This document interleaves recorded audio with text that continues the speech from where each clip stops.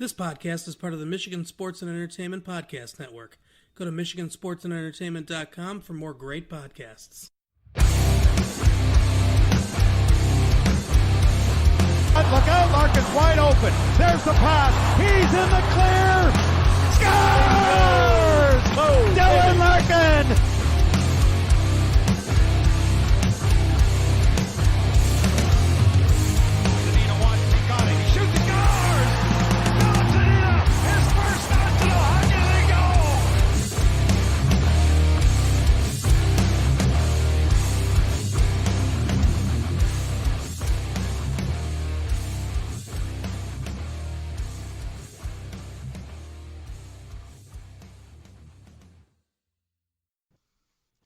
Yo, what is going on, everybody? Welcome back to this week's episode of the Hockeytown Rundown. I am your host, as always, Chase Sussex, and I am joined by my co-host, Jay Croft. Say what's up, Jay. What's up? How have you been doing this week, these past couple weeks? I mean, it's been a good amount of time since we talked, and there's been a little bit that happened. So, how have things been? You've been keeping an eye on all this recent Red Wings news. Yeah, I mean, we're getting close to draft, which is kind of like our Stanley Cup this year, right? So exactly, yeah. So it's exciting times. A lot of good rumors flying around that have some Red Wing involvement. So I'm excited to talk about that today. So what's the first thing on the docket? So I think our first thing to talk about this week is the recent signing. It's the entry-level contract signing of Oliver Koski. He was the Swedish defender who the Red Wings signed in the offseason, but they officially pinned him to a one-year entry-level contract. This kid was a big defensive breakout. I think he's a possibility to make the main roster next season. What are some of your thoughts? I know you kind of share some of the similar thoughts with me on the Koski signing. Know that he's just a really solid defender and he could make some instant impact on the defense. But do you think he's someone who kind of makes the main roster to start the year? I'm hoping so. I mean, I think the big question is going to be, how prepared is he defensively? I mean, he's definitely physically ready. I mean, looking on Elite Prospects website, he's, obviously we know he's 23 years old, so he's not a teenager or anything like that. So he's matured. I don't think he was drafted or anything. He was somebody that played in Michigan. I don't know if it was Western Michigan or who he played for a couple of years before he went back to Finland. But I mean, 6'3", 187 pounds, definitely put up some numbers this year, which is why he got so much attention. 51 points in 59 games for the Pelicans, a team he played for in Finland. And then, he put up some more points in tournaments. Most recently, we saw him claim the gold medal with Finland in the World Championships here recently. So I mean, I think he's a guy to definitely keep our eye on. I mean, I'm hoping he makes the team. They signed him to a 1-year contract, and that's not because they don't. I mean, I know some people were questioning why is it only 1 year, and I think that's legally that's all they can sign him to at his age, on an entry level deal. So it's kind of like a prove it deal. But, he's definitely somebody that I think could step in right away based on what we're hearing from everybody as far as the offensive level. I just wonder defensively where he's at, where his game's at. I mean, he obviously played pretty solid against some of the best players in the world in the World Championships, and I didn't see that, they were sheltering him in any way. So, I mean, that's a good sign. But we all know, smaller rink or smaller ice, NHL is somewhat of a different game. So, I can't imagine that he's not already better than someone like Eriksson, but, but I mean, we'll see. I'm hopeful that they sign him with the intention of getting him on the Red Wings, not sending him to Grand Rapids, but I won't be surprised at all if they, put him in Grand Rapids for, a period of time and just to get his feet wet. But if he looks good in camp, I'm sure they're going to give him a shot. Yeah, I mean, that's always best. I mean, you want to we've kind of seen, we'll see camp coming up here soon, and that'll be kind of the final evaluations after after the draft and such, because you saw it last year, and a lot of guys obviously don't end up making the main roster, and a lot of people were kind of surprised with the Zadina thing last year, and maybe we'll kind of get, well, hopefully we won't get the same thing with Koski. But yeah, like he's mentioned, he did a good job in Finland. I said Sweden earlier, so excuse me for that. But yeah, in Finland, he recently won the gold medal in the IIHF World Championships, which is cool. Kind of that he represents the Red Wings now and brought home a gold medal. And there were a couple of the Red Wings involved in that. I know that Anthony Mantha and Tyler Bertuzzi played for Team Canada, which finished second to Team Finland in the tournament, and so they both won silver medals. I know Tyler Bertuzzi didn't really see much playing time. I know he was kind of one of those more reserve players, which is a little disappointing. I think the only time he played was when Mantha was suspended for that one game for the head contact. I think that was literally the only game he played. Did they play him at defense, or they tried to? I don't know if he actually played a game with defense, but I know that I heard something about him playing defense or something on that team, which is kind of funny. With all the talent Canada has, I just found that kind of humorous. I'm assuming it was some sort of an injury situation. Yeah, I'm sure it was the same thing. But like I said, that was good for them to it was some good recognition. I mean, Mantha had a great tournament.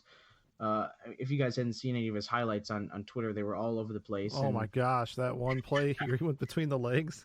Between the legs is absolutely beautiful. I'm still talking about that. Still one of my favorite goals that I've seen. And I know that he finished with the tournament with 14 points, I believe, which was tied for first on his team with Mark Stone, who ended up winning MVP. So, like I said, maybe we're a little bit homer saying that Mantha probably could have deserved MVP, but hey, I mean, I don't care. I mean, it's whatever. I think both of us are on the same page. Just seeing that he's flourished, after the season, it's just continuing the momentum that he had from the end of the season after he recovered from his hand being messed up. So, I don't know. Maybe he needs to wear some brass knuckles the next time he fights or something. Because he's just. I'd like to see him get in a full, as close to a full season as he can, and because right now we keep saying, "Oh man, he's putting up all these points, in just 60-something games." It's like I'd like to see what happens when he plays a full season. I mean, he's been a little bit of a streaky player. So I mean, he's got to get himself going a little bit earlier in the season, I think. But he's shown a lot recently, and I think if he can, he's the kind of player which I really like this about him. When they kept talking about during the season, some players react better to benching and getting yelled at or whatever, but he always does seem to respond when he's like, hey, I hear what you're saying, show me some video of me doing what it is that you want me to do more of, or what it is that I need to fix. And he's never been the kind of player that I've ever heard that is unwilling to put the work in or has an attitude issue, which some players, especially young players, struggle with that. I think he's really good with the constructive criticism, and I think he really wants to improve as much as possible. So I don't see any I don't see any reason to not be really optimistic about what his season's going to look like next year. And there's been some people, I don't want to spend too much time on it, but there's been some people that have been talking about, well, now might be the right time for us to, trade a guy like AA or Mantha to get that defenseman. And it's like, I'm much more willing to part with AA than I am with Mantha, just because I think Mantha is more of a complete player that, we haven't even seen his ceiling yet. So and guys that are 6'5" that can score, that I think he is a 30-plus goal scorer once he gets his groove going here. Well, when he's healthy too, yeah. He's not he played the most 6-7 games last year, so yeah. I think he gets more games under his belt, and he's gotten more physical. He's got to be careful about doing anything stupid, but he's learning. I think we haven't even reached the full potential yet. We haven't seen him reach his full potential, so I don't see any reason to be anything but optimistic about his future.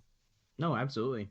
And in another, prospect we kind of looked at, I shouldn't really call him a prospect, but another player for the Red Wings, that had a really good tournament was Filip Hronek. And wow, yeah.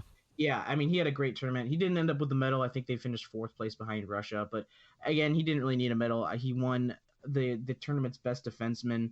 He was voted by the tournament themselves that he was the best defender.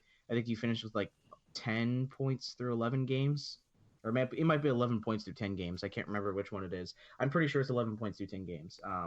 But I mean, he had a great tournament. He made the all tournament team, and I mean, really, if you look at it, he did look like the best defender out there, which is really good because there were some good defenders in that tournament. So, I mean, this is the best of the best, like in the world. So, for him to win best defender, and he's only in his second year in Detroit coming up. I mean, that's got to be pretty exciting for the future. Yeah, I'm definitely excited to see how he does when the season starts next year, because he really looked good. I think that once he came back, I don't think they ever should have sent him back down to Grand Rapids. I thought that was ridiculous that they did that. But, I understand why he didn't start in Detroit, because Cholowski definitely looked better. I mean, not that I'm a scout or anything, but I was at camp, and I saw it with my own two eyes. And for someone who is just a huge hockey fan, but I don't have any playing experience, from the eye test showed me that Cholowski was ready to start right with the Red Wings at the start of the season, and that Hronek just kind of looked a step behind. He looked a little tentative, almost, the sign of a player who expected to be put, on the Red Wings roster to start the season, and actually needed a little bit of a wake-up call. I don't know if it was really an effort thing. I think it's just playing with pace more and being himself. I mean, he is an offensive defenseman. I think he's probably closer to a two-way defenseman more than we originally thought, because I don't think you can be a one-dimensional defenseman and be as effective he was in this tournament that he just finished up in. So I mean, I think we've seen that he's capable of being a first pairing guy, but he's still young. I mean, I think this is just really promising. So I'm really looking forward to seeing what his season looks like with the Red Wings next year, actually starting with the team. He's historically, and he said it himself, he's a little bit of a slow starter. So as a young player, I think he's going to have to fix that. I think he's going to have to be a little bit more ready coming into this season so that he cements his place in the lineup right away. But I mean, you can't have much better proving ground than the World's, right? To show that you're exactly. You're ready for that, for those big minutes. So absolutely. And we kind of wanted to sort of stay on the same pace of the defenseman here and sort of talk about it was, there's been some interesting kind of trade rumors here going on. I know, like you mentioned, the Anthony Mantha trade rumor. I know there was, or Anthony Mantha in general, there was a trade rumor going around saying that Ken Holland and Yzerman might talk about a Ryan Nugent-Hopkins for Mantha trade. I mean, I'm sure we heard about that. Oh my gosh. I tried to forget about that the minute I heard of it. Yeah, but the more important thing or trade we've come across is for Jacob Trouba. We ran a poll on our Twitter at the Hockeytown Rundown. If you guys want to go check some of those out, we've been trying to post some more polls. So if you guys want to interact with us on there, feel free. And I think we've definitely had some interesting ones. But one that we posted most recently is, do you think that it's possible to trade the number 6 overall pick for Jacob Trouba because the Red Wings need defensemen? And that was kind of an interesting question, but I had a feeling that a lot of people sort of shared the same common answer with that. But I was hoping so. I was hoping, yeah, about that. So, So there was a friend of mine that I'm not going to name him, but he's a real knowledgeable hockey guy, and he's played hockey himself, so it's not like he doesn't know what he's talking about. But sometimes we tend to agree quite a bit, and then other times we're on the complete other side of the fence. And I just thought it was interesting. I thought it was kind of ridiculous, but he was talking about trading the number 6 pick for Jacob Trouba, and I just thought that was ridiculous. I'm like, no way. Like, who would actually think that'd be a good idea? But not everybody feels the same way. So I figured I'd put it out there and see, if I was in the minority or the majority on that one. And it looks like I'm definitely in the majority, because 82% of the votes came in as hell no. So and then the 18% was yes. So it wasn't like a complete, it wasn't like 100% or 95%. I mean, there's still some folks in there that would be willing to do it. And I do think what that really just shows is, we all understand how starved for elite defensemen the Red Wings are right now. And I guess, if we were to have the number 1 or 2 pick, obviously there's no way that would happen. But I think this is a sign of people being bummed out that Bowen Byram's probably not going to be there at 6. And I guess it really depends on how elite of a defenseman you think Trouba is, that it would be worth sacrificing a potential number 1 center of the future to possibly even Bowen Byram if they get lucky. But yeah, I mean, I'm trying to not let myself get too hopeful about it because I don't know. But anyway, yeah, I guess really a lot of it just depends on how much you think of Jacob Trouba, which I like Trouba a lot. I mean, me too. Trust me, I'm willing to give up some pieces to get him. I just not 6. Not 6. Yeah, completely agree. That's a good statement because there's just too much talent at 6 there, I think. And like I said, even if there is a possibility of the Red Wings getting Bowen Byram at 6, or just even a top center, even Cole Caulfield, anybody, probably just drafting the best player available there, I think, just for me, has more value down the road than Jacob Trouba. Not saying that Jacob Trouba is a bad defenseman by any means. Like I said, Winnipeg's probably their best defenseman. I mean, he's 25 years old. He's from Michigan. He wants to play back in America. He doesn't want to be there. I mean, if anything, from what I've seen, I think number 6 is way too much for him in general. I don't even think Winnipeg would expect to get that high of a draft pick if that's what they were looking. I know they don't have a number 1. They don't have a first rounder this year. So I mean, obviously, I think they would jump at that trade if they had a chance to take it. I don't really think that the ask is that high. I mean, I think it's high in general, but I don't think it's the number 6 pick. I think, there's been some discussion about, hey, would AA and, the Red Wings, one of the Red Wings lower second round picks be enough? I don't know. I mean, I don't want to get into all that because I think it's, it's going to turn out, we're going to hear what it took to do the deal when the deal gets done. And I don't think it's going to take that long because Winnipeg needs to make a decision here. They got a guy that doesn't want to be there, who's not going to sign a long-term deal. The most they can do is sign him to 1-year deal and then he'll be a free agent. So I think the last thing they want to do is have this guy in their team next year that they know isn't there long-term. If you have a really good year with him, you're going to end up having to make a decision like Columbus had to make. Do we trade the guy, around the trade deadline and get whatever we can for him and take our chances in the playoffs without him? Or do we go in the playoffs with him and hope that this is our year? I mean, you saw how that worked out for Columbus. They're probably not going to be able to hold on to most of those guys they traded for or held on to, like Bobrovsky and, I think who's the other guy that they got? They ended up they had Bobrovsky, they had Panarin, who they don't expect to keep, and then Duchesne they traded for. Yeah. So I think the Red Wings have a lot of interest in Trouba, obviously, and the rumors are that Yzerman's already been talking to Winnipeg about it. I hear a lot from Bob McKenzie about the Rangers being all over it, which makes sense. But I don't know, man. I don't know really how much say Trouba has in it. So I mean, I would imagine he'd love to play for Steve Yzerman and come back home and play for the Red Wings. But I don't know if that. I mean, it's not like he has like a movement clause or anything like that where he can dictate where he wants to go. I mean, if he really wanted to play here, I guess what he would do is not be willing to sign a long-term deal with anybody, and he would wait till he becomes a UFA the next year and then sign as a free agent. But I mean, I think the problem is going to be that any team that trades for him is going to want permission to talk to him to get him to sign a long-term deal. Yeah. And that, I think that is actually in the Red Wings' favor, because what that does is it's going to mean that his contract is going to be higher. It's going to higher average salary.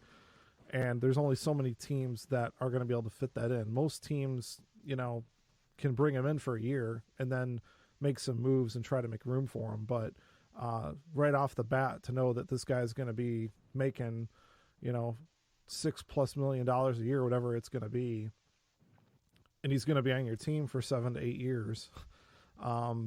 There's only so many teams that have the bandwidth to fit that into their salary cap. So it's going to, and that also means that it's probably going to cost more to get him, right? Mm-hmm.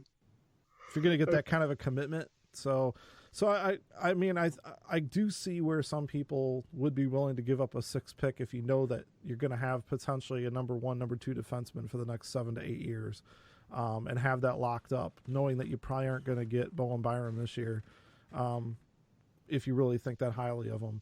But I just don't think, it's worth the number 6 pick, especially what we've seen with Hronek lately, and my confidence in Yzerman to find somebody.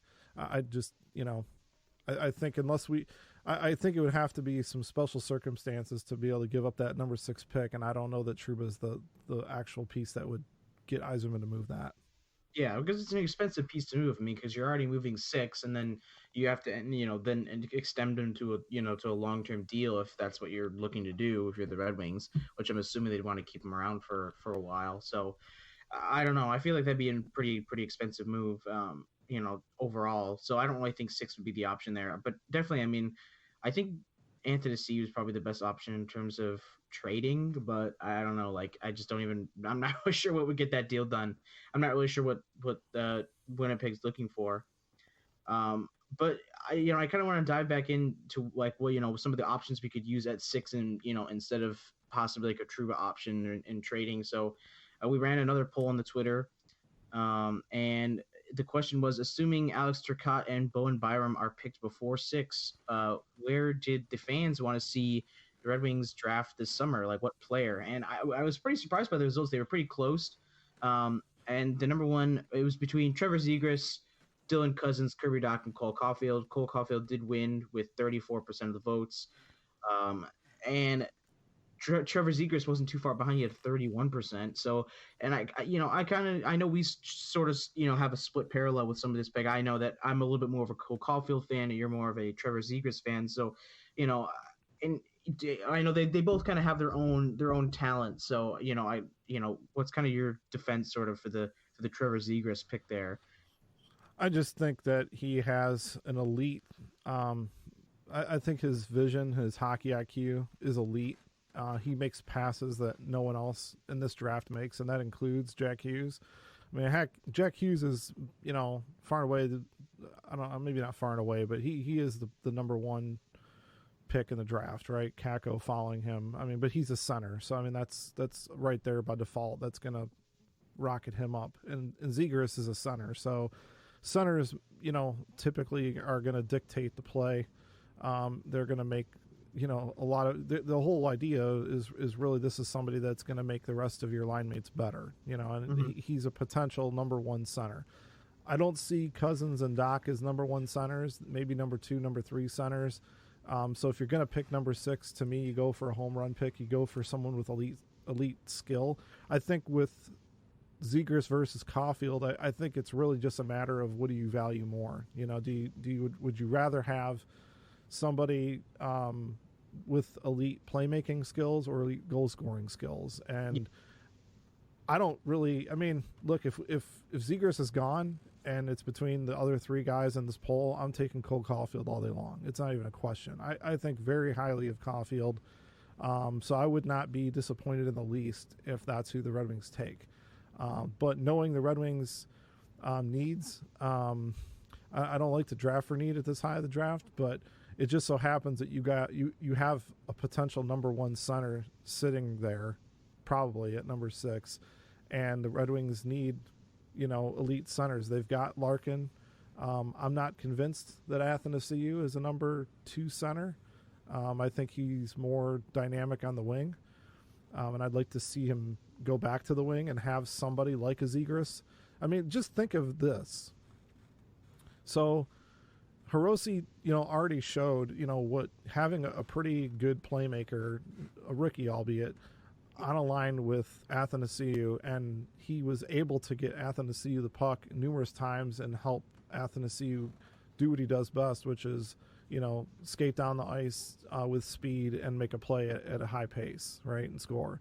Yeah, I mean, I think if you've got a guy like Zegras that can be doing that and feeding the puck to an Athanasiou or a Zadina, to me that's a potential for a real dynamic line. Cole Caulfield, I think, he's just, to me, the prototypical goal scorer. My concern is just going to be who's going to get him the puck, and how a lot of people seem to think that he's very dependent on a center when that's actually not the case. So I don't know, man. I don't want to talk myself out of it, because I think if I talked about Cole Caulfield enough, I probably could. But this is so close. I mean, the 34 to 31% is very reflective of kind of how I feel, because I could go either way on it. I mean, I just think at the end of the day, center to me is a more valuable position. I think he plays a more valuable position and has a potential to make other players better, and put them in better positions. And his creativity is off the charts. And that's just kind of why I'm a fan of Zegras a little bit more than Caulfield. But like I said, it really wouldn't bother me if they went the other direction either. Yeah, and that was some of the main concern I had with kind of favoriting Cole Caulfield over Trevor Zegras, just because he's, center is the more valuable pick, and there's a lot of, I wouldn't necessarily say issues, but there's a lot of setbacks for Cole Caulfield. I mean, obviously he's undersized, and he's a winger. I mean, wingers aren't necessarily as valuable, and I wouldn't necessarily say the Wings don't value a winger as much as a center, but I think, in terms of what they need right now, I feel like it's definitely more of a center and Trevor Zegras. But I don't know. I'm more of a player, or more of a guy who's drafting the best player available instead of drafting, the best need. And I'm not saying that Trevor Zegras wouldn't be the best player available if he was there. It's just for me, there's something about Cole Caulfield that I like a little bit more. But like I said, I wouldn't be upset with a Trevor Zegras pick either way. I think you really couldn't go wrong with either of those picks. I think they both are, kind of plug and play guys who are, can make instant impact on the roster. And I don't know if they're guys who necessarily start on the main roster next year. I don't think so. No. For that, I think they still need a couple years. But, I think once they kind of get established on the roster, I think they'll be guys who, click instantly in the offense. I think it'll be kind of hard to, Zegras will pretty much, I think he'd become probably that number 2 guy, potentially, is depending on what you decide to do with Foligno and what he is kind of turning into. If Foligno starts next year, I mean, maybe Zegras doesn't start till third line, but I mean, could you imagine your top 3 centers being Larkin, Foligno on the second line, and then Zegras on the third line? Yeah, that means that they can finally put Glendening where he belongs. Yeah, exactly. I mean, I like Luke, don't get me wrong, but I like him as a fourth line center that, is able to kill penalties. I don't like him as a guy that's skating on Athanasiou's wing or the center for Athanasiou. I think that's just a sign of how much the Wings need to get another elite center, and they cost a fortune. As we see already, a guy who is not even an elite center, but a very good two-way player. They had to pay a premium for Franz Nielsen a few years ago, and you're seeing how much that can hurt the salary cap. When you go and have to overpay for centers like that. You go get a center in free agency, it's going to cost you a fortune. You usually can get away with, not having to pay crazy money for a high-scoring winger. It's just, Cole Caulfield just seems to be kind of the outlier. He seems to be the kind of guy where it's like, look, I mean, there's goal scorers, and then there's just elite goal scorers. And when you've got a guy, breaking records and, putting up more goals in his time in the U.S. development team than guys like, Phil Kessel. And, I mean, you got to stop and look, right? Yeah. So, I mean, that's the thing, though. I mean, because we can look at some of the other players, on the board there, and say, oh, well, you got Dylan Cousins and Kirby Dach, and I'm not saying these guys would be bad picks. I mean, these guys are very safe picks, but I feel like again, I'm like someone who likes to pick best player available rather than position of need. And I'm sitting there, let's say Trevor Zegras goes off the board, and I'm sitting there with Cole Caulfield, Dylan Cousins, and Kirby Dach. I'm going to lean towards that Cole Caulfield pick. If both of them, Zegras and Caulfield, on the board, I'm not looking at either Cousins or Dach at the 6th position. It's just not someone I can necessarily they're just not the best player available in that sense. I feel like if Zegras and Caulfield are both gone, then I would definitely look. I would lean more Cousins than Doc, but I mean, I would look at those two players. But again, it's one of those things where I don't know. I'm not necessarily sure. I just feel like there's not as much. I'm not as much as confident as going with the safe pick because, like you mentioned, we've kind of mentioned off air the fact that the Rasmussen pick was a safe pick, and it wasn't a bad pick. It was just a safe pick, and Rasmussen has struggled somewhat since since he was drafted, and I think he struggled to find his footing a little bit, but that's fine. I mean, he's taking a little bit longer to develop, but who I think is really going to be intrigued by Cousins, and I think might take him is Colorado. Really, I'm okay. Yeah, I think just looking at what they're trying to do, they're trying to get more depth on forward. They like some of those bigger players. I think to me I don't know. He strikes me as a guy that Joe Sakic is really going to be intrigued by. I mean, I just think that's. I would not be surprised if assuming that Byram is taken by Chicago, which I fully expect him to go third right now.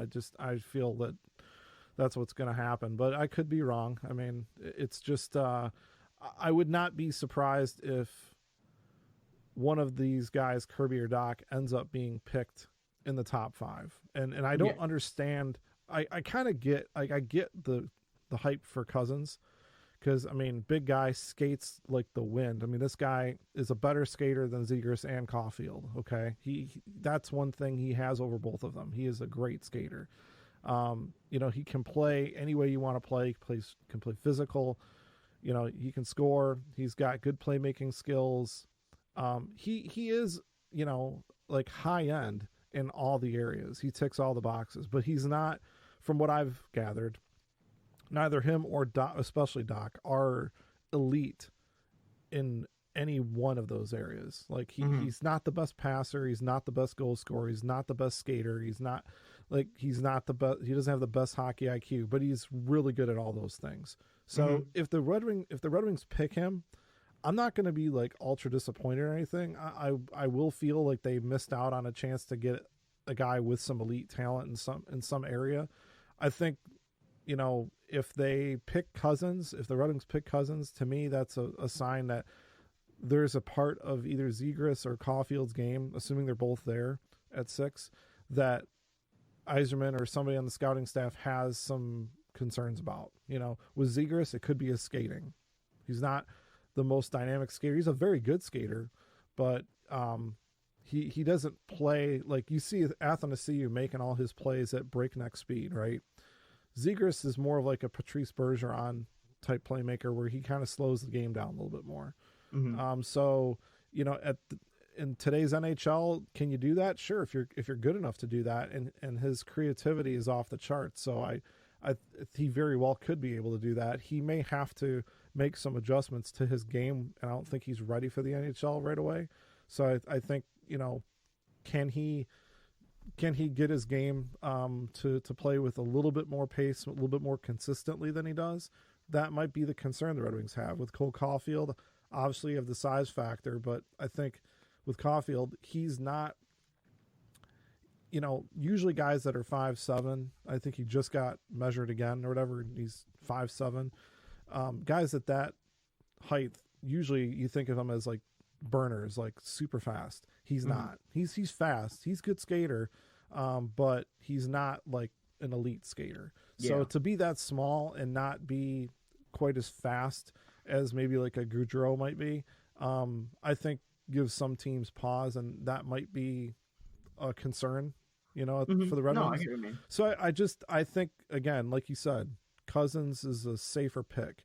And I guess if you're concerned enough about some of the other areas of Zegras or Caulfield's game, that might be the reason why you see Cousins go higher than I think of Zegras. I think Caulfield, you've seen, I mean, he started the year ranked below 15 in some, some rankings. He's shot his way up. I've seen some, mock drafts or some rankings where he's ranked top 5, right? Yeah, that's So quite a jump. I mean, it's it crazy to is, see. it is. Yeah, But look at how far down Podkolzin's fallen. I mean, yeah, Podkolzin, there's an argument to be made about, like, I didn't put him on this poll when I put this together, only because he's fallen down so much, right? And this recently has been a lot of the talk about who's in that next level below Byram and Turcotte, because at this point, a lot of people think Byram and Turcotte are not going to be there when we pick. I hope that's not the case, but I'm assuming that is the case. So, yeah.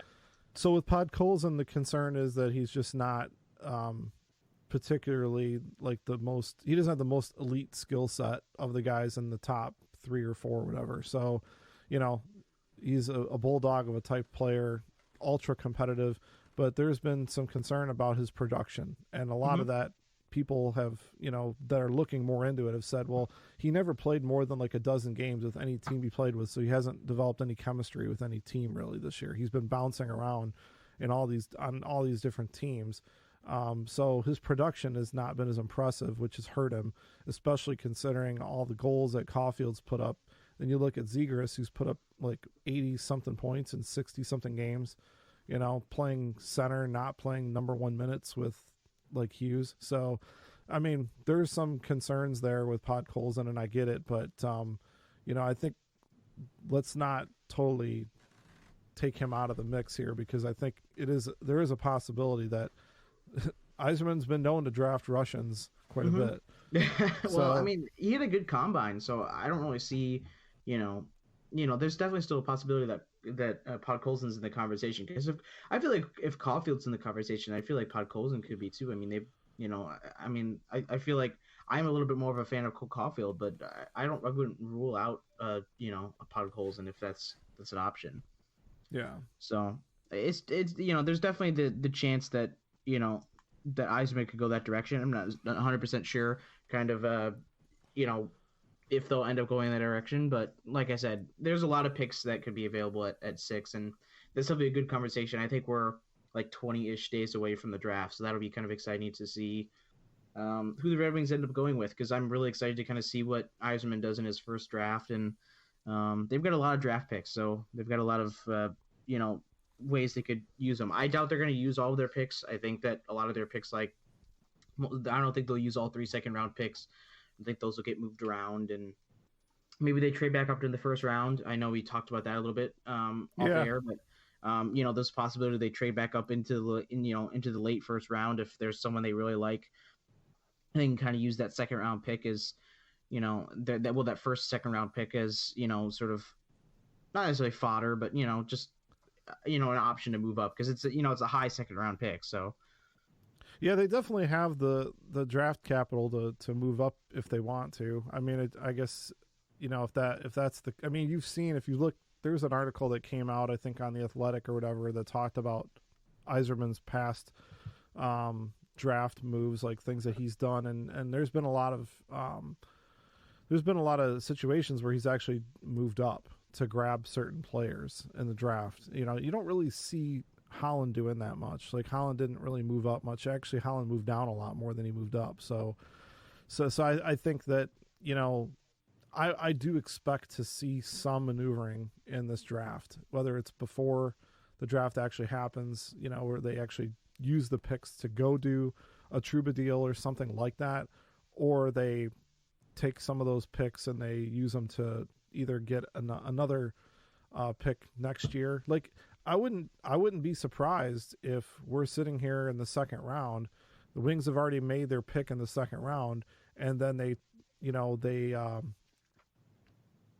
take that second round pick that they have, and a team that feels strongly about a player, Yzerman's able to get a higher second round pick in 2020 in exchange for giving up one of the later picks this year.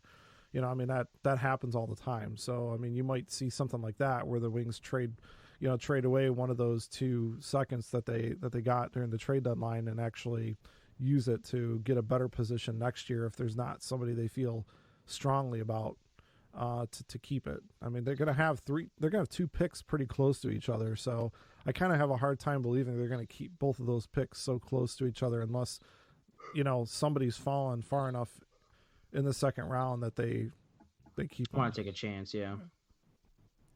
So and that's an interesting kind of pick, or interesting conversation kind of there because, as the Red Wings sort of transition past the draft and kind of get ready for the regular season. I know that we ran one more poll on the Hockeytown Rundown Twitter, sort of for the expectations for next season, and sort of like where they expect, where the fans expected the Red Wings to be, because I know a lot of people think, including me, think that they're probably going to be somewhere near another top 10 pick. But I actually, the fans didn't have a similar opinion with that. They actually had 36% of the people thought the Red Wings were a bubble team and missed the playoffs, and then 33% thought that they would be a wild card in the playoffs with another top, picking in the top 10 again comes in in third place with 30% of the votes, which I'm pretty surprised by. I mean, I'm kind of, I think that's a little crazy that I think that 33% of the fans who voted on this think that the Red Wings could be a wild card team next year. I mean, I don't really think that's necessarily in the realm of their possibility, at least in my opinion, but. Well, and I think the Red Wings Kool-Aid had to be spiked quite a bit for the person or persons that thought we're going to be top 3 in the Atlantic. I threw that in there kind of as a, well, hey, you never know. But I mean, hey, I love you guys. I'm glad that you you voted in the poll. I want to hear from the guy or the girl that voted that top 3 in Atlantic. I want to know, I'd really like to know what your thought process is, assuming that, this team has made some, I would think that if you're thinking this team is a playoff team next year, whether it's top 3 or a wild card, I'm going to assume that you're looking at some big moves that Yzerman's going to make. And I get that. Like, I think, if that's where you're leaning, I think the people that are voting 33%, which is the number out of the 4 choices they had, that's the one that came in second place. They're expecting some big things from Yzerman. So, again, we're seeing already Yzerman coming in has definitely, what you and I were calling the Yzerman hype train. Yeah. So I mean, they're definitely on the hype train there, and I think with that, I think what we just got to be careful about, which we've talked about before, is Yzerman was very deliberate in talking about how we're going to have some patience here, and I don't know that I think Yzerman's going to do enough things in this offseason that's going to get me to feel that this is going to be a playoff team. Definitely not a playoff team, that's going to take one of the top three seeds in the Atlantic Division. But I mean, I guess anything's possible. It's just I don't think Boston's going to have a Stanley Cup hangover that's going to put them below the 3rd spot in the Atlantic. I don't think Tampa Bay is going anywhere, and I guess it depends on what you think about Toronto, right? Because they pretty much ran away with the number 3 spot. So, I think that for me, I'm a little bit closer to the bubble team, no playoffs, but kind of like at the edge of the bubble. Like, I would not be surprised if the Red Wings are picking somewhere between 10 and 15 next year, assuming they don't pull a Chicago and move up to number 1, 2, or 3, right, in the lottery. I think this team is going to have enough improvement from some Yzerman moves and from some growth from the young players. And that assumes that, Hronek has really taken hold of that number 1 defenseman position, at least on the Red Wings. I don't know if he's a number 1 defenseman elsewhere, but at least for us, I think he's going to be our best defenseman. You've got a healthy DeKeyser, and they've been able to do something else on defense, like getting a Trouba or a TJ Brody or somebody else to kind of help with that top 4 defensive pairing, or the top 4 defensive players. I think there's got to be enough ifs, that end up happening for them to get there. But I do think that it's realistic to think this team is going to have at least a 10 to anywhere between a 10 and 15 point improvement, which would be, I think, enough to get them out of that top 10 pick realm. You seem to think that we're probably going to be in a similar position that we are this year. Yeah, that's kind of my thoughts on where they are. I mean, I do see improvement. I do think there will be improvement. I don't think they'll have another opportunity to pick top 5 unless they get lucky in the lottery, kind of like New York did this year. But I think they'll finish somewhere around like the 7 to 10-ish range. They could probably fall a little bit below that. I just feel like I'm not too willing to put them outside the top 10 as of right now. As much as Eisman has done to improve the team, and as much as I think that the kind of youth will help sort of transform that team a little bit next year, and they'll have some good talent on that team next year. I'm just not 100% sold the fact that I don't know. There's still, for me, there's a lot of factors that go into it. I think the number one thing that's holding them back next year is their defense. I think it'll hold them back again this year or this upcoming season. I think that'll be the big equalizer there. It'll kind of depend on how camp goes as well, because we don't know who's going to make the main roster, and we haven't seen who the Red Wings have drafted yet. So it's definitely a big question mark. I think it's a little bit hard for me to answer for right now, because we just not everything's in place. I don't really know what the roster looks like to start the season. I don't know who we drafted yet, so it's tough for me to think. Well, whoever they draft is not going to have an impact on this. No. I don't think whoever they draft, I don't think it'll impact who the Red Wings end up, or where the Red Wings end up in the standings. It's tough for me to think that the Red Wings would even come close to having their draft pick start, unless they get like Kako to fall to 6 or whatever, which absolutely wouldn't happen. Someone's taking some serious drugs for that to happen. Yeah, exactly. That's what I mean. So there's just no way I really see any of their draft picks necessarily making an instant impact next year. At least the ones that they draft this year. So it's tough. I still want to see the starting roster next year. I want to see if Veleno is a possibility to make the main roster, and if I'm sure Zadina will probably start next year. And there's definitely a lot of equalizers there that I kind of want to see. But for me, I just think the defense is just not solidified enough for me to necessarily say they fall too far out of the top 10. But I don't know. It's a possibility. I mean, maybe they do make a step up. I mean, they made a good run last year at the end of the season, and you can get away. You can get away with the defense not being. I mean, if you look at the playoffs, you're not going to go anywhere in the playoffs if you don't have, some elite defense, right? Yeah.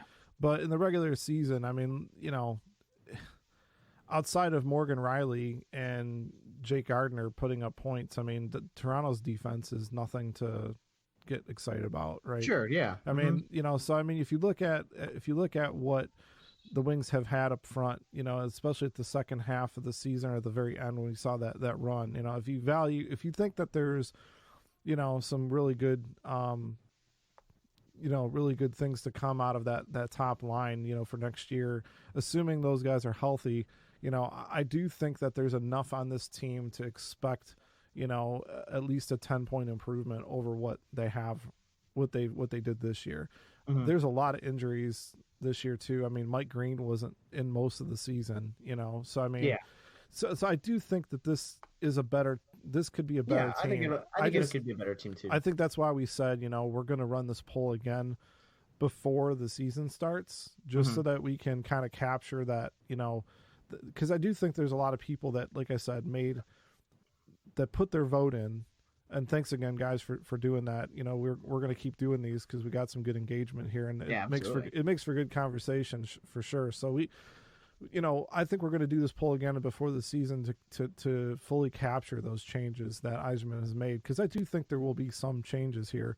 We're not going to walk in with the same team, but I feel, that if the team, assuming the team does not change, like if we're looking at this team next year, and with some very minor changes, we're probably closer to the top 10 pick than we are to being a bubble team.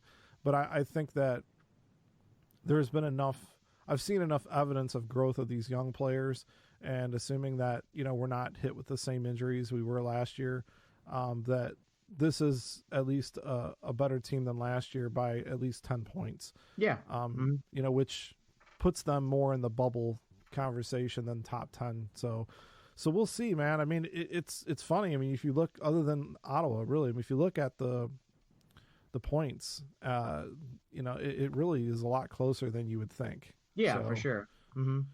And I feel like the Eastern, and that's one of those things too. I mean, I just think the Eastern Conference has some really good competition versus the Western Conference. So I feel like it's even if the Red Wings are 10 points better than they were last year, I don't really know how far ahead that puts them, but I don't know. I mean, if the Red Wings finished with 74 points last year, so had they finished with 84, I don't know necessarily where that puts them in the standings. It definitely puts them considerably better, but well, we can take a look really quick. yeah, I'm gonna take a look really quick and pull these up really quick so I can kind of get an idea for what we're gonna what we're looking at. So if we look at the Eastern Conference standings, the Red Wings would have finished with 84 points, which still would have been behind the Panthers in the Atlantic Division. So they would have finished ahead of the Sabres in terms of standings in the East. But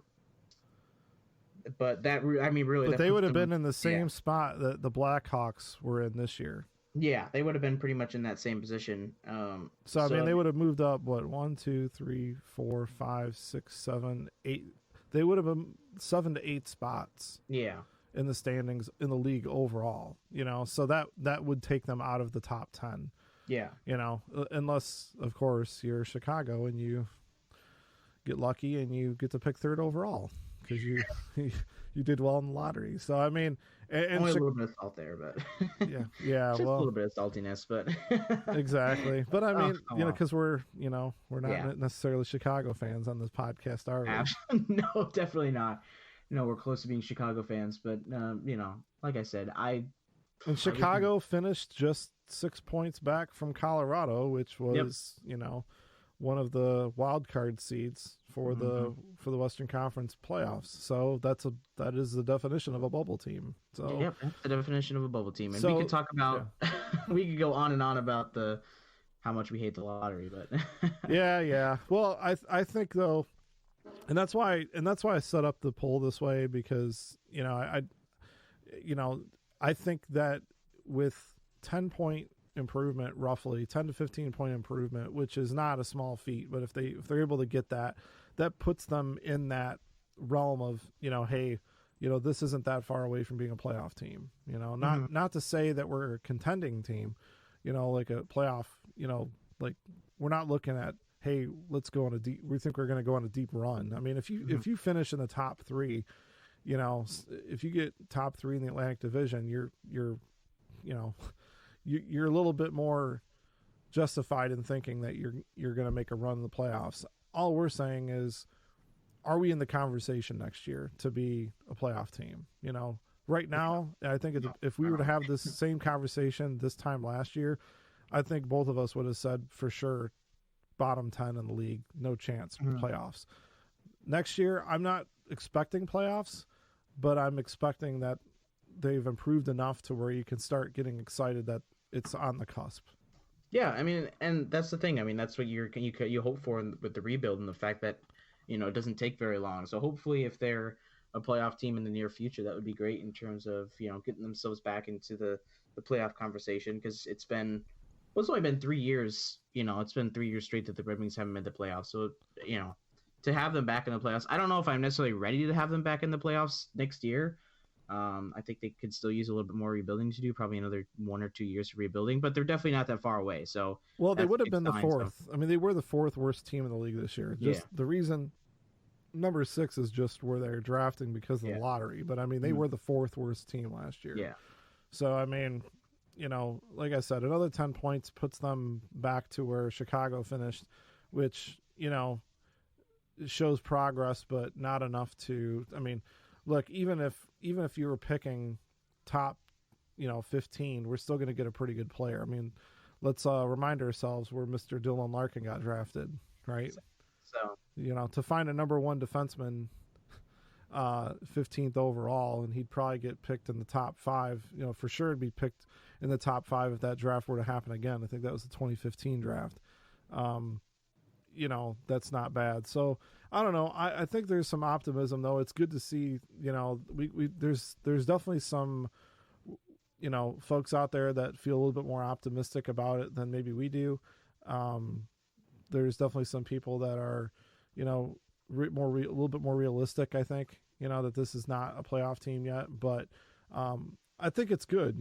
I think this is good. We want people to hope.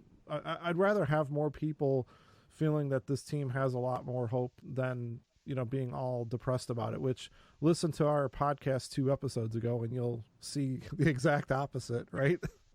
Exactly. We were a lot more down in the dumps about the team than we are today. So so that's what happens. Though I mean, when you're in the season and things aren't looking very good, it's kind of a little bit hard to stay positive. But now we're having a lot of fun because we're talking about the draft, and it's fun again to kind of think about the positive side of the Red Wings, and then we get to have that all torn down during the regular season next year. So hopefully we can do another episode before the draft. Yeah, exactly. We'll have one more episode before the draft, hopefully.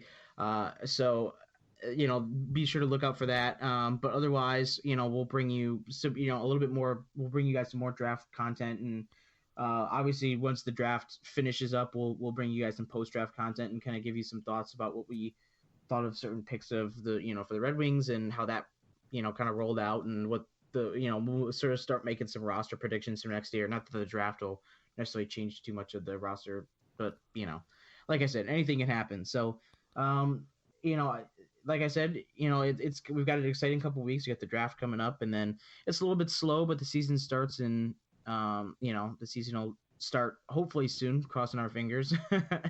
But like I said, we got the draft to look forward to. So, we appreciate you guys for tuning in. We especially appreciate you guys for, tuning in on Twitter as well, for interacting with those polls. We're going to continue those. Like Jay said earlier, we're going to keep those up, and because we love the interaction with that. So we appreciate every single one of you guys who interact with us and listen to the podcast. So, we appreciate that. Like I said, you can check us out on Twitter at the Hockeytown Rundown, Hockey TWN, Run DWN.